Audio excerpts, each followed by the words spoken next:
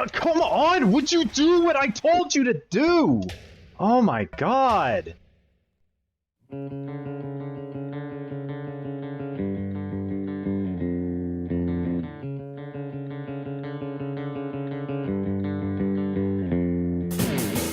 Welcome back, everyone. For this month, we'll be checking out SmackDown, Here Comes the Pain, or as it's known in Japan, Exciting Pro Wrestling 5. Published by THQ and developed by Yuki's. This wrestling sports game was released in 2003 for the PlayStation 2. However, I played this game on the PSX emulator. It took me a while to learn how the emulator works, then connect a controller, and rebind the buttons. But eventually I got it to work, and never had any issues like crashes or bugs. This game is still great. You can play so many different types of matches, like Triple Threat Tornado Tag Team, the Royal Rumble, or even the Elimination Chamber. There's even sometimes options to change the rules of the match. There's Season Mode, which is sort of like a campaign mode, with some dialogue choices. Finally, there's Create Your Own Wrestler. Here's Spartan, the worst wrestler in the WWE. Most of the time I played as Goldberg. He was my favorite wrestler back when I watched him spear The Rock. That was the coolest thing I ever saw as a kid. As usual, we're going to go through the story. Well, there's not really a story, but more like scenarios that can happen to you in Season Mode. So I'll be showing you my story through Season Mode. I'll also talk about what I liked and disliked, and any funny or awkward moments that happened to me during my playthrough. Let's go smack down some wrestlers. Wow, and I used to play this when I was a kid. Let's start off with some quick history. Yuki's has been making wrestling games for WWE for almost 20 years. They started with WWF SmackDown for the PlayStation 1. It got a sequel, SmackDown 2 Know Your Role. Looking at some gameplay, they look very identical, and some of the animations look very similar to Here Comes the Pain. I wouldn't be surprised if the game runs on the same engine, or the team was able to reuse assets from these old games. Then they made SmackDown, Just Bring It, for the PlayStation 2, followed by SmackDown Shut Your Mouth, each game looking better than the last, but the gameplay for the most part stayed the same. Finally, we got SmackDown, Here Comes the Pain, which feels like the best of the SmackDown games. You have so many different kinds of matches to play, including fighting backstage or in the city. I mean, talk about over the top. You can climb a helicopter. After that, they decided to rename the series SmackDown vs. Raw and made it a yearly release. I did buy the 2008 game for the Xbox 360, and it was alright. I just don't remember much of it, and watching the later games shows that it hasn't really changed that much. Let me know in the comments if you've played the recent games and tell me if they're any good. Now let's talk about gameplay.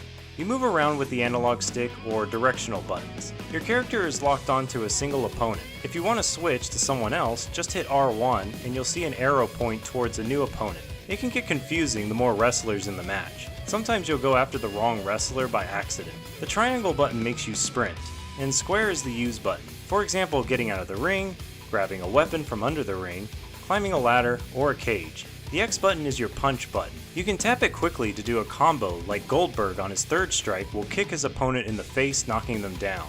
Then press the circle button to grab your opponent. You now need to decide what kind of grapple attack to use by pushing the circle button again and holding which direction on the D-pad or analog stick. You can do the same thing while your opponent is on the ground. You have different grapple moves depending on where you grab them, either on the ground by their feet or head, or if they're standing, depending on if you're in front or behind them. You can also throw your opponent in a direction, and do some other attacks like spearing them. If your opponent has the advantage on you, you're going to be spamming the R2 and L2 buttons. L2 will counter the opponent's strike, while R2 counters their grapple. This goes back and forth and keeps repeating. On the sides of the screen, you'll notice each wrestler's name and body parts. It starts off blue, but as they take damage, it will change colors to yellow, orange, and then red. As you or your opponent gets hurt, they will stay laying down longer, and sometimes when you get up, your wrestler becomes stunned for a moment. As you land your attacks, this bar will fill up and you will get a SmackDown point, which means if you get your opponent in the right position, it'll show SmackDown and tell you to press L1. This is where your wrestler will do his signature move. Some of the ways to win is the common pinfall. When your opponent is on the ground, press circle and down to pin them. You can press square to cancel it if you change your mind. You could KO your opponent if you beat them up enough. I'm not sure what specifically triggers this, but it is annoying to have the match suddenly end just because you kept beating up your opponent too much. so I recommend turning this off. If you use a submission grapple, a bar will show up and you will need to spam buttons to push the bar over to make them give up. In my testing, the best thing to do is spam pressing the X, square, triangle, and circle buttons. No need to spam click any of the other buttons, it didn't seem to make a difference. You can also lose by getting counted out, so leading your opponent out of the ring and making sure they stay out while you jump back into the ring by the count of 10 will give you the win. Finally, there is getting DQ'd. This could be using a weapon or attacking the ref too many times, which does happen accidentally a fair bit, which made me chuckle every time it happened. Then you have all the different matches which involve specific ways to win. So depending on the win condition, this is the gameplay loop of the game. It's fast-paced, fun, and intense to play. There were times it was frustrating, mainly the bad times where my strikes were just out of range or my grapple didn't grab them for whatever reason, as well as my reversals not countering them. Minor stuff that over time I'm sure I would learn from and could master the proper timing. Now let's go through all the different kinds of wrestling matches you can do in the game. As you can see, there are a lot to choose from. Granted, it's still going to feel like you're doing the same things over and over again, but with a small twist. Almost all matches boil down to 1v1, 2v2, 2v2v2, 3v3, or free-for-all. Singles matches are one-on-one matches, or maybe have a manager who will stand outside the ring and try to grab your opponent if they come near the edge. Tag is 2v2, where two wrestlers fight while their partner waits on the corner of the ring, waiting to be tagged in. You can call for them to come help you, but the ref will attempt to get them to leave. You could also choose Tornado, which means everyone is in the ring wrestling. Maybe a triple threat Tornado tag team match? Those were always chaotic fun. There's 6-man tag, which is 3v3, and can also be Tornado. Handicap matches are 1v2, 1v2 normal tag, or 1v3.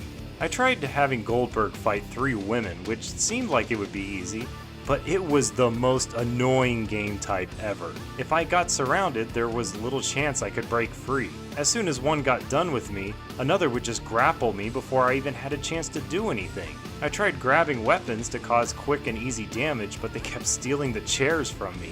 I knew they couldn't pin me outside the ring, so I tried to wear them down out there. Eventually I was able to pin one of them, so I am never doing that again. Hardcore has everything off except KO and giving up. This one is pretty standard, but I tried out John Cena and thought he was alright to play. We barely won the match thanks to Ultimo Dragon pinning Vince McMahon.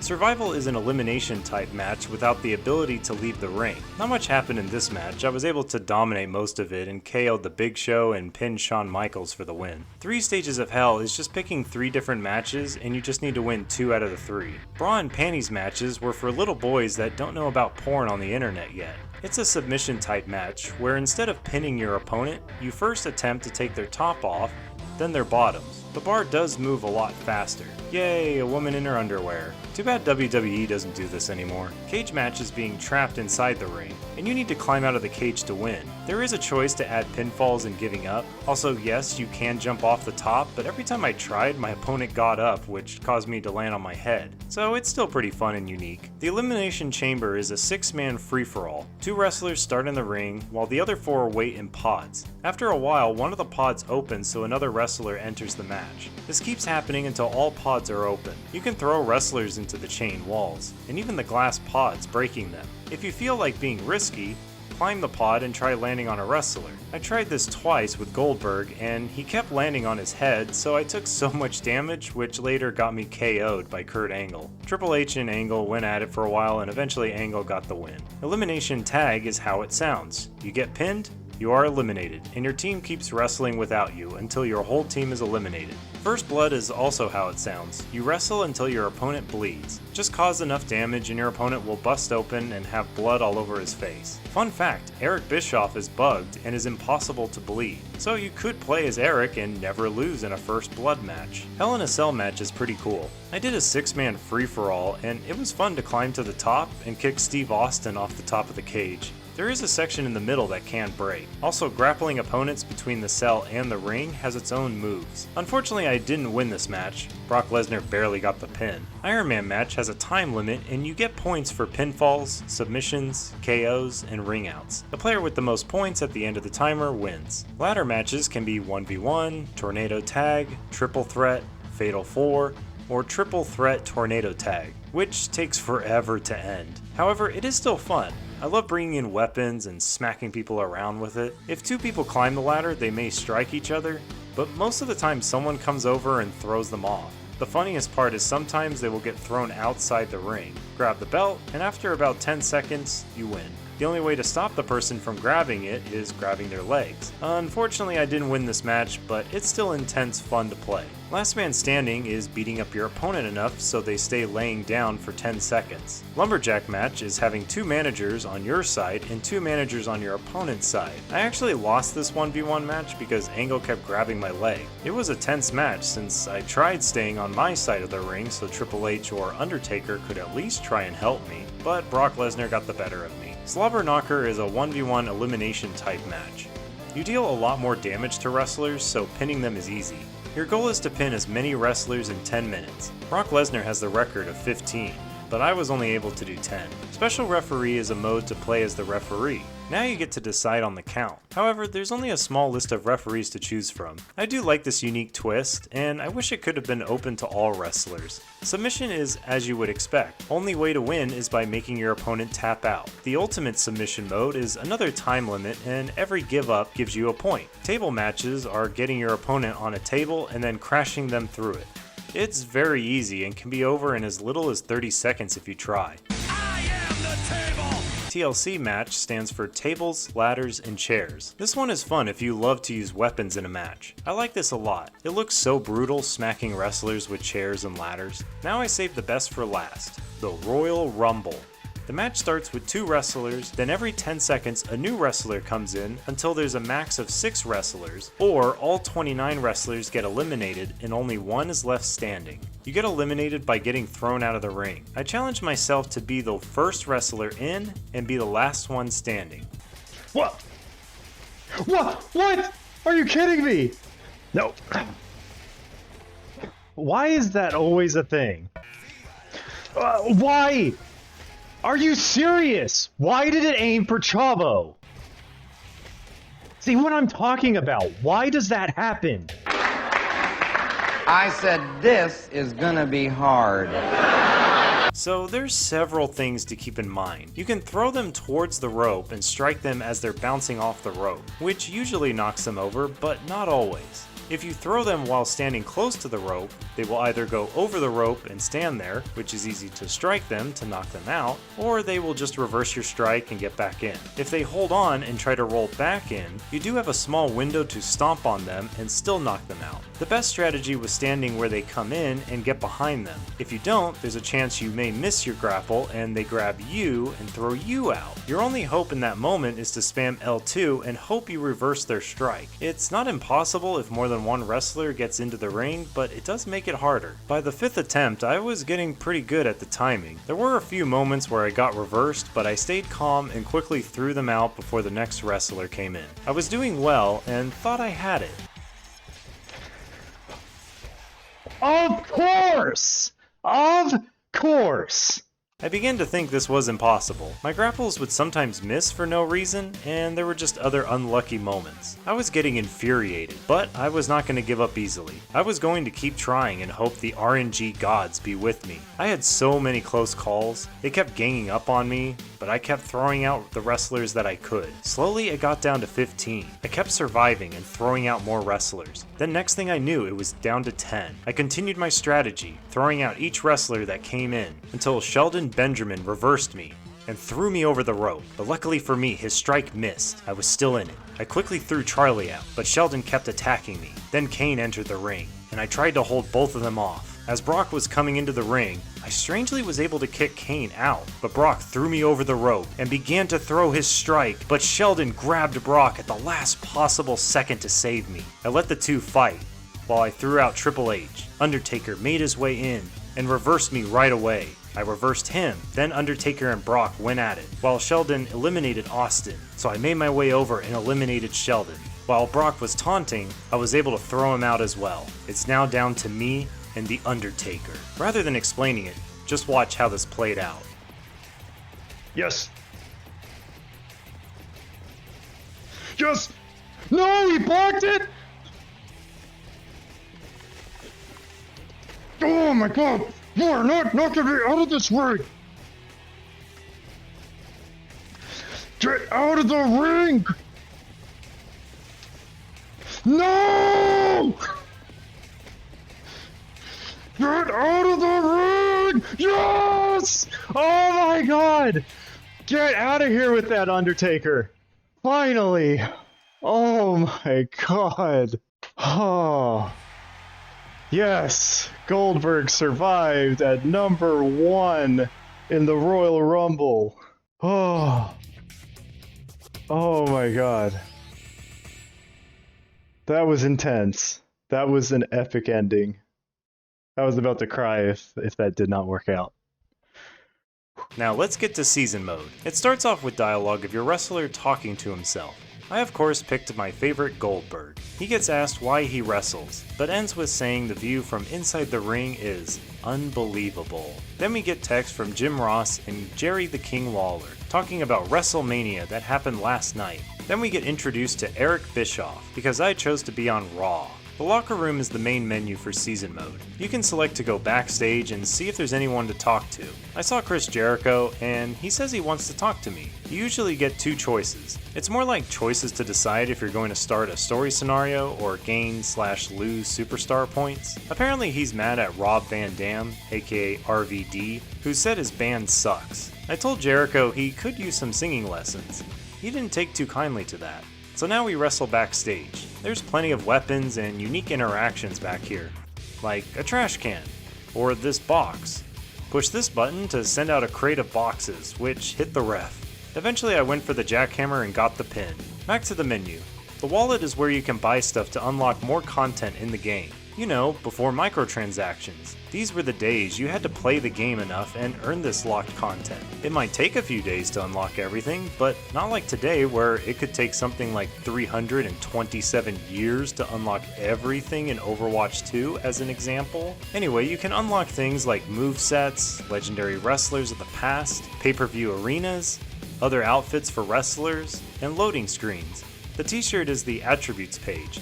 As you play matches, you'll get experience points to improve your wrestler. In Exhibition, you can even use the season mode stats. Strength determines how much damage you do, Submission determines how long you can hold a submission move, and how fast you can get out of them. Endurance determines how much damage you take, Technique determines how easy you can reverse your opponent, and Speed is how fast you walk, run, and climb. The magazine is Profile, which shows you and other superstars and their stats, including how many matches they've won. You can even add more wrestlers to the roster from here, and see who holds what titles. The bag is the stable, which is an odd name, but it's where you can add or edit special entrances with other wrestlers. If you want to create a stable, you'll need to exit out to the main menu and create one. There are some hilarious ones, like this one I made with Goldberg and Kane. I have no words to describe what I'm seeing.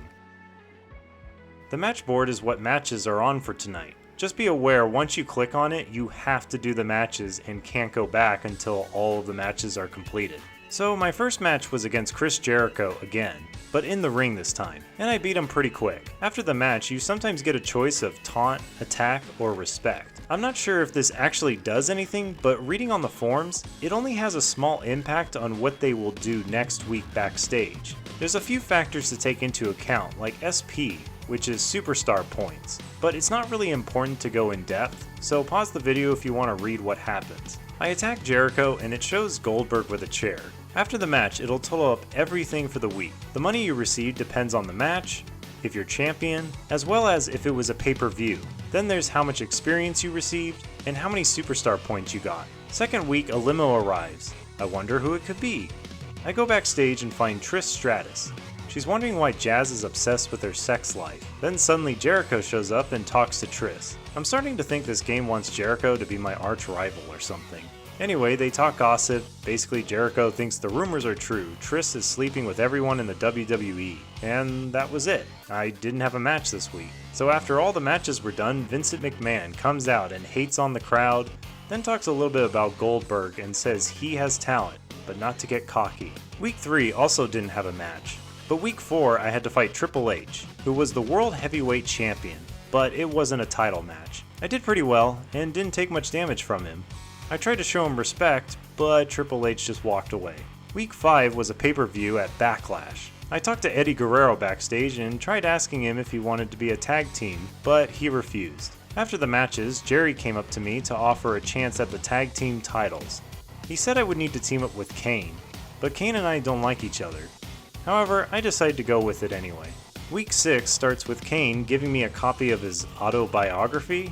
Yes, the big red monster from WWE wrote an autobiography. This game is getting weird, but I think it's funny. We have a tag match against Lance Storm and Rodney Mack. Unlike an exhibition, if you tag your partner in, you now get control of your partner. I think this is a great change. That way I'm not standing around watching two bots fight. Plus I get to try out Kane's moves. If you throw your opponent into the corner with your partner, you can do a special tag in and beat down with your opponent. I used Kane for most of the match and even finished with him. Side note, Kane's second finisher looks really homo. No offense. After the match, Kane says he injured his foot. I offer to drive him back to the hotel, but he says he's fine and tells me not to worry. Week 7, Kane apologizes for last night and hopes we can forget about it, and have a good match tonight. We face off with Jericho and Test in a tag match. This match was mostly fought outside the ring, despite being a normal tag match. Test and Kane kept fighting in the ring despite not being the legal men. Eventually I pinned Jericho in the ring for the win. Kane gets mad backstage and says that was the worst match ever, and he's had it with me. Jericho and Test come over and try to stop us from fighting. Kane goes on to say he does everything for this team, and is upset Goldberg ate all the pizza last night. Later on, Taz comes by and asks if I want to participate in the UK tour coming up next month. I tell him I'm interested. Week 8 is a promo with Coach. He says we'll be fighting for the Tag Team Championship at the next pay-per-view. Kane is pumped about it.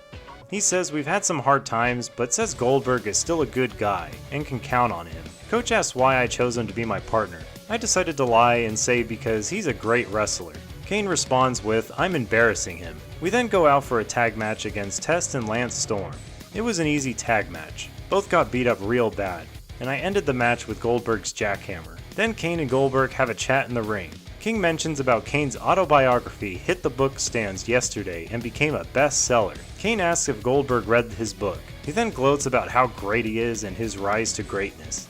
Triple H comes out and says no one cares about his book, and he found out a ghostwriter wrote the book for Kane. Then insults Goldberg about he probably didn't even read the book because he doesn't know how to read. Damn, what an insult. I need to remember that one. Week 9, Kane sets up a birthday party in the ring? I can choose whether to go out or not, but I go out there anyway to see what's going on. Kane seems to be speaking to Goldberg in a derogatory manner. Instead of telling him to take the cake and shove it up his ass, I simply tell him it's not my birthday. Then suddenly Triple H comes out and tells the two to get a room. I get to choose what the pay-per-view match will be, either a TLC or cage match. I decided on the cage match. Tonight was a singles against Ric Flair. He was easy to beat and didn't take long to jackhammer him to get the pin. I then attacked him after the match. Week 10 was the Judgment Day pay-per-view. The match went back and forth at the start, until Kane was able to climb out of the ring because Ric Flair got stuck in the corner. So now it was a 1v2 handicap match inside a cage. I kept doing my best to keep both of them down and hurt each of them one at a time. I let Triple H leave so it would go back to be a 1v1. I'm glad it was Rick so I could easily beat him up until he stayed down. First time I tried to climb out of the cage, but he actually got up in time to knock me back in. But after another beatdown, I tried again, and this time I made it outside. Goldberg and Kane became the World Tag Team Champions. Kane took to the mic and apologized for everything. A great end to this story scenario. Backstage, JR asked about setting up a title defense next month. I agreed, and we shall see what JR has planned for us. Week 11, Vince comes out and announces the next pay-per-view will have a match for the World Tag Team titles. He even says we had the titles for long enough.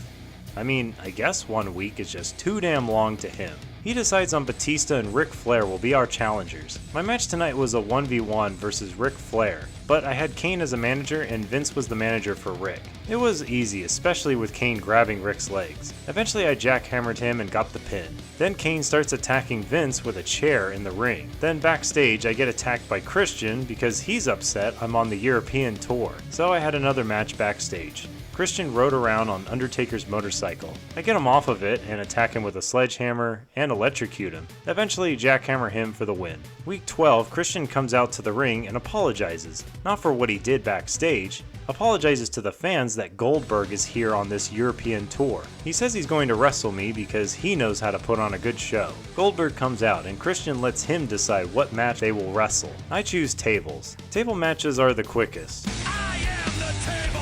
I then attacked him afterwards for good measure. Later, Vince comes out and says he's still hurt from Kane's attack. So, Kane is suspended. Week 13, I have another match with Christian. This time, I got to give him a proper beatdown. Ended with a jackhammer. Then Rick and Batista attack Goldberg in the ring. Week 14, Batista gets interviewed and says he and Rick want to win the tag titles fair and square. He says he will go and talk to Vince if I beat him tonight, which I easily do. He actually never landed a single blow on me. Jackhammer for the win. Week 15, Batista comes out and says he spoke with Vince, but he's not going to lift the suspension on Kane. I have another singles match with Rick. I give him the business and jackhammer him for the pin. Vince comes out and says because Kane is still suspended, we have to forfeit the titles. Then Stephanie McMahon comes out and says this match will take place at the pay-per-view. Kane has a no title strip clause in his contract, so she has Kane come out and takes him off suspension. Then Kane wants to make it more interesting, so you get a choice of a ladder or a cage match.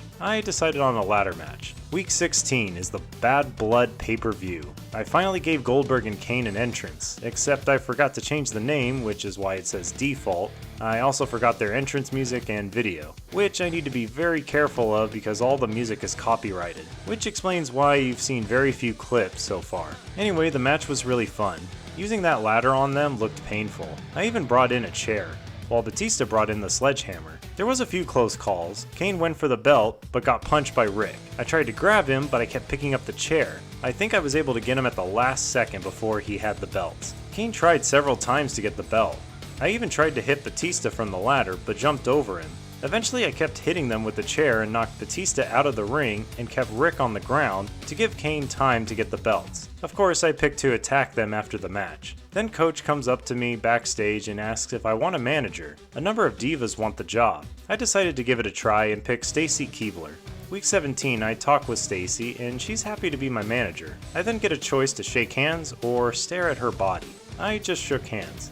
Tonight's match is against my arch rival Chris Jericho, but I have Stacy outside the ring to help me. Later on, I run into Victoria, who says what a great job I did, and she's nervous to be talking to me right now. She does ask Goldberg if she's more attractive than Stacy. I can either look away or stare at her. I chose to stare this time. Of course, Stacy shows up and tells Victoria to get lost. Week 18, Stacy brings Goldberg a pie she baked, and really wants him to try eating it after the match. I chose the sexually suggestive option of which pie are we talking about here? She's shocked and can't believe I just said that. And she's worried about the contest tonight. First I have my match with Randy Orton. He's easy to beat. More of the same beatdown until I decide to spear him, then drag him to the middle of the ring for the pinfall. Later on we have a Diva Beauty contest between Victoria and Stacy. They can't decide on the winner, so Goldberg is the deciding vote. I pick Victoria to surprise everyone. Hopefully this will cause some drama. Victoria then decides to have a match against Stacy next week. Week 19, The Rock comes up to Goldberg and says he thinks Stacy is a real hottie, and wishes he could get his hands on some of that pie she made. Claims he was only joking, but leaves. I have to take control of Stacy in this match. I was actually worried since she has worse stats than Victoria, but I was able to defeat her with my signature move. Then Goldberg comes out and celebrates with her. I'm given a choice, and I decide to give her a hug, which could mean the start of a relationship. Week 20. Stacy asks what Goldberg is staring at and begins blushing. JR comes by and says he didn't expect things to go this way and says we make a good couple. I go and have my match against The Rock. He had some good reversals, but I was able to beat him down and give him the jackhammer. The Rock then has a few words to say. Rock says he's gonna steal Stacy from me. I accept his challenge, but he says his challenge was actually for Stacy to fight him. Week 21 is the Vengeance pay-per-view. Stacy can't believe she's fighting The Rock. She asks for me to come out and help her. This time I'm actually the manager. I have no control over Stacy. This was actually a really intense and fun match. Stacy was getting the worst beatdown ever. I would try and attack The Rock or grapple him, but it's so intense to have to run away from the ref before he grabs me and forces me out of the ring. I wasn't sure if Stacy was actually going to win this match, but I kept trying to do what damage I could, but I forgot weapons are not allowed, so I got her DQ'd. The Rock then takes Stacy away and says they are going to discuss their future together. Week 22, nothing happens. I guess the storyline ended since she lost. So I didn't have a match this week as well as week 23. Week 24, I did get a rematch with The Rock, but nothing happens after defeating him. Week 25, nothing happens and I didn't have a match. Week 26 is SummerSlam, but I didn't have a match. However, afterward, JR says I wanted to talk to him. I get a choice to form a faction or work as a single superstar. I chose to go single. Week 27, Goldberg arrives and Steve Austin says my car better not come near his. I just walk away. Now we have another Diva Beauty contest, and it's Stacy again against Triss. I chose Triss, because come on, look how beautiful she is. I decide to go to the GM office and ask for a title shot for the Intercontinental title. I face off with Christian, and because there's no DQ, I grab a chair and get to work beating him up. He gets hurt quickly, and I'm able to pin him really fast. Now Goldberg has 2 titles. Week 28, nothing happens and no match for me. Week 29, Kane and I need to defend our tag titles against Triple H and Ric Flair. Same thing as before, grab weapons and use them to quickly wear down opponents. I got lucky Rick was stuck on the chair so he couldn't break the pin. Again, I attack them after the match. It would be cool if attacking someone after a match made you more of a heel, and Respect made you more of a babyface, and a taunt was just neutral. Kind of like a morality system from BioWare games. Week 30 surprised me with a triple threat match for the Intercontinental title. Well, I went and grabbed a chair and got to work hurting the other 2. I had to fight Jericho and Kevin Nash. It took a while, and good timing so the other guy didn't break up the pin. Week 31 is the Unforgiven pay-per-view. Since I knew I didn't have a storyline, I decided to go to Eric in the GM office and ask for another title shot for the Hardcore title. This was against RVD, and beating him with a chair was quick and easy. I made him bleed and jackhammered him in the ring for the pinfall. Later on, in the backstage, I get attacked by Rick because I'm the new Hardcore champion. So I had to fight him. I was able to throw him around while driving Taker's motorcycle. When I was done having fun, I jackhammered him for the pinfall. Week 32, JR says Eric has something special planned tonight. He has a wheel to spin to decide on what kind of matches. I just get a singles match against The Rock. Nothing special, I beat him again as always. Funny moment was accidentally spearing the ref. After the match, I noticed Steve Austin took the World Heavyweight title from Triple H. Week 33, I have another match against The Rock, so I beat him again. And after the match, Vince comes out and says I have all the potential to be the best wrestler in this industry. I take his offer, hoping I get a chance at the World Heavyweight title. Week 34, Vince comes out and tells everyone that Goldberg is the next big star. He decides to have me fight Jazz? I mean, she's the strongest diva in the game, but against Goldberg, she doesn't stand a chance. I manhandle her and give her a beatdown. Side note, man-on-women violence is wrong. Week 35, RVD speaks out and says he can't believe I would shake hands with Vince. He can't wait to break my arm at No Mercy. Meanwhile, I have a singles match against Kevin Nash. It took a while to beat him down, but I gave him the jackhammer and the pinfall. Later, RVD had a match against Triple H, but Goldberg comes out and attacks RVD and spray paints on him. You actually get to choose what he sprays on RVD. Of course, I picked next. Week 36 is at the No Mercy pay-per-view. It's here I got a special promo, like there was so much build-up to this match. 2 opposing forces in one ring. Neither side will back down. Meeting me was your worst nightmare. These men are beating the hell out of each other. He's beating him like a government mule. Brutality being unleashed. A matchup for the ages. Can he realize his dreams? The future will be paved here tonight. I hope you enjoyed that epic narration. Funny thing is, it's actually a triple threat hardcore match with the Big Show. Well, since there's no DQ, I might as well bring in the chair. After a while, I was able to pin RVD. Then Vince comes out and attacks RVD and celebrates Goldberg's win. Week 37, Vince and Goldberg arrive in a limo together, then head to the ring. Vince says some nice things and decides to have me fight Lance Storm tonight to really show off how talented Goldberg is. Well, it didn't take that long to beat Lance Storm. After the match, Goldberg kept beating up Lance Storm. However, The Rock comes in to save him, but Goldberg escapes. Week 38, Shawn Michaels comes out and says he shares the same feelings as The Rock. However, I'm facing off against Bubba Ray Dudley tonight. By this point, I got really good at the game and can beat my opponent pretty quick without taking much damage. Vince speaks to Goldberg backstage, and he doesn't like how Shawn and The Rock are getting involved in their business. Eric comes by and suggests to have a match featuring all the men in one match for the title. Week 39, Eric comes out and announces a big surprise. At the Survivor Series pay-per-view, Stone Cold Steve Austin, Rob Van Dam, The Rock, HBK Shawn Michaels, Bubba Ray Dudley, and Goldberg will compete for the World Heavyweight title in the Elimination Chamber. Tonight's match is against The Rock. He did pretty well, but eventually I beat him as always, and attack him after the match. Week 40, I faced off against Shawn Michaels, much easier than The Rock. I also beat him after the match. Vince comes up to Goldberg backstage talking about the Elimination Chamber. He thinks Goldberg has what it takes to survive and will win the title. Then they go out to dinner. Week 41. This is it. Everything Goldberg has been building up towards. All the tough times he had, but he fought through it. Took on every challenge to get to the top. He accomplished everything on Raw, beat every competitor, has every title except the World Heavyweight title. Now he has a chance to be the undisputed champion of Raw if he survives. It started out with Goldberg and Bubba. I did what I normally do and land lots of strikes and throw in a grapple every now and then, as well as throw him into the corner when I'm not getting countered. First wrestler picked was the World Heavyweight Champion Steve Austin. I threw him into the pod glass, and the three of us mostly fought outside the ring. I liked throwing Bubba into the chain wall. Then RVD was selected, and he decided to climb to the top of the pod and landed on his head. Then I threw him at the pod, shattering the glass. Honestly, The Rock could have just walked out of the opening, but video game logic, because it's not his turn yet. Shawn Michaels was next to be released. Now things are getting pretty chaotic in the ring. I tried to keep my distance and let the other wrestlers fight. Finally, The Rock joined us, and it was a crazy fight inside the ring. Bubba tried jumping off the pod and also landed on his head, which he was then pinned by Shawn Michaels. I kept going after The Rock until someone else chased me.